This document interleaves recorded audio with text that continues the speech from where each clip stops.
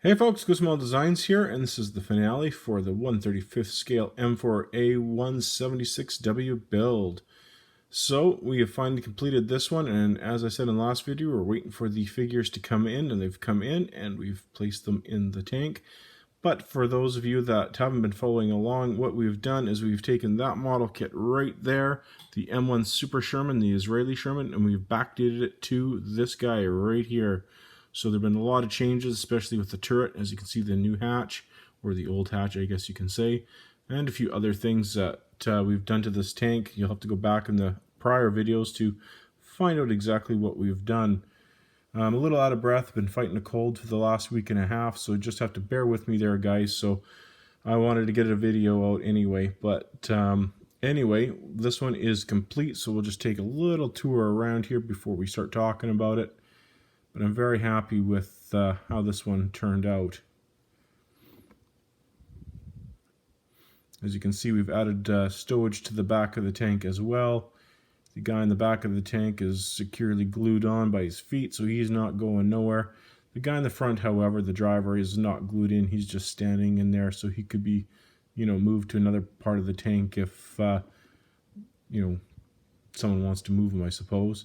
The hatch on the top there, the commander's hatch, is not glued, so it can be posed open or closed if someone wanted to add a figure or whatever. The guns can, the turret can move back, around if so desired. Not recommended though, because I don't want this to come loose, but the main gun can be positioned a little bit up or down, and same with the 50 cal, it can kind of go up or down, but it's pretty much fixed in that position.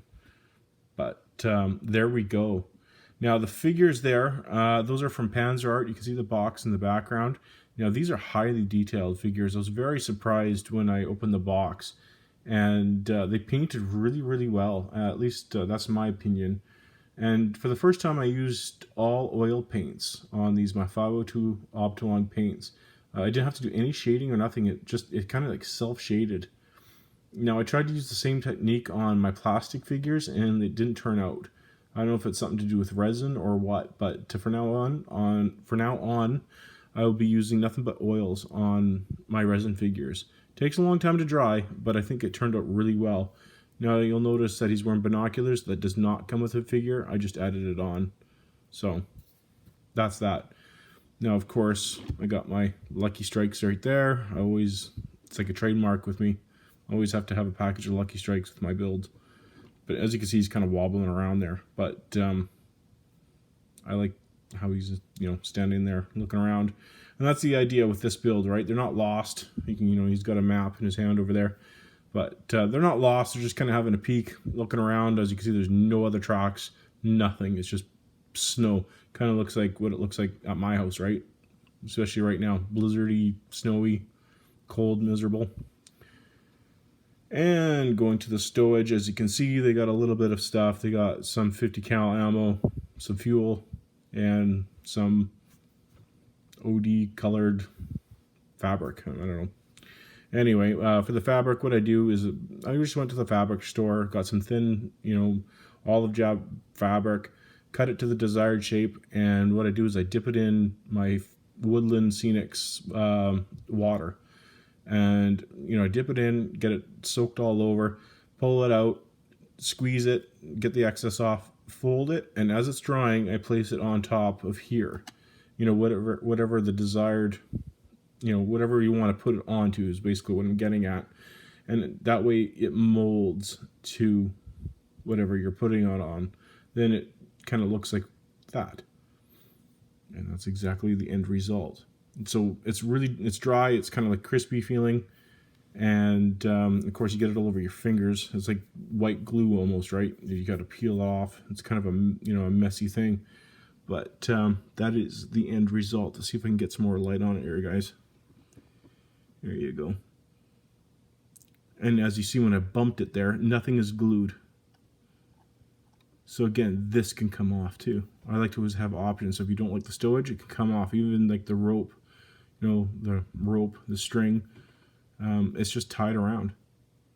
And then I had excess, so I thought, just roll it up, put it in there, make it part of the diorama. So yeah, that is it for that. And then, of course, the Lemax trees I really like. I think I have an extra one. I got a bunch of these actually. I should say I have an extra one.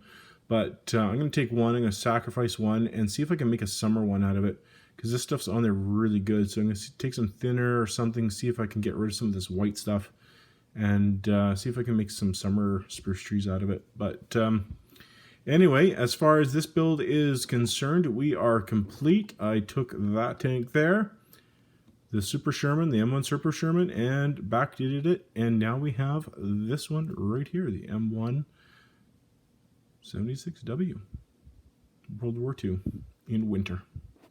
So thanks so much for watching, guys. Please like, share, and subscribe, and stay tuned for my next one that's just about done. The composite Sherman in the jungle. I've done some cool stuff to that one, so that one's just about done as well. And of course, I got other commission builds on the go that I've been working on, so stay tuned for videos on that. And thanks for putting up with my voice today. So please like, share, and subscribe, guys. Bye.